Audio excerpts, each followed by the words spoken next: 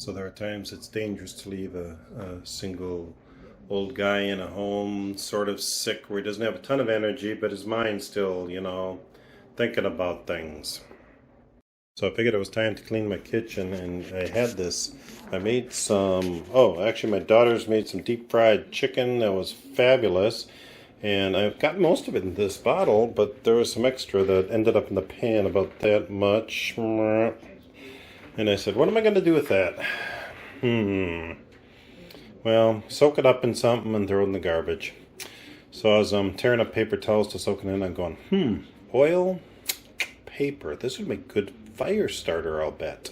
I'm always looking for a good fire starter because, if I'm out there and I want to fire up my little chimera, or if I'm camping, there's nothing like good fire starter.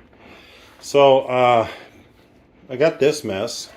I've been turning it and soaking it in good, trying to figure out what I'm going to do. And then I did a little experiment. It seemed to work pretty good. As the biggest concern, I took a little piece of it and burned it in the sink, and that burned really well. So then my next thought was, how do I contain the grease so it's not, just a mess?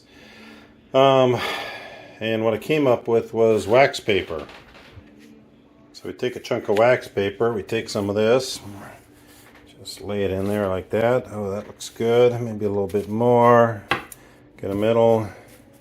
And then we're going to fold that up into a nice little bundle. There we go, beautiful. And then we got some little thread here, some waxed thread that happened to be around. If I had just string, that would work too.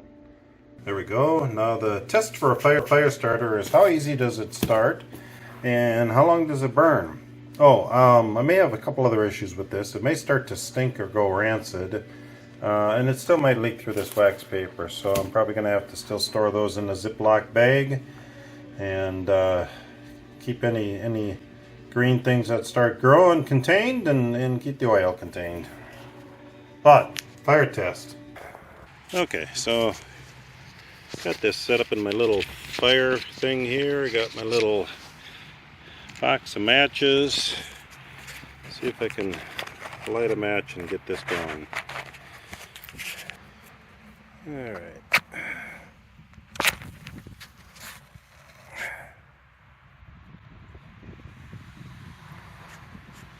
Okay, the wax paper seems to be burning okay. Let's see how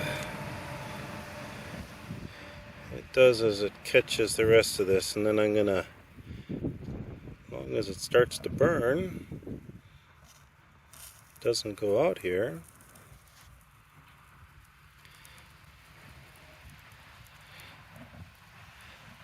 So far, that little extra chunk of wax paper, there we go, almost there. Alright, so now it's getting down to the grease. See how she does.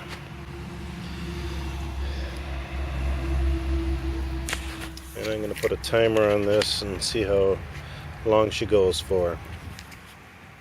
Okay, so she's still burning.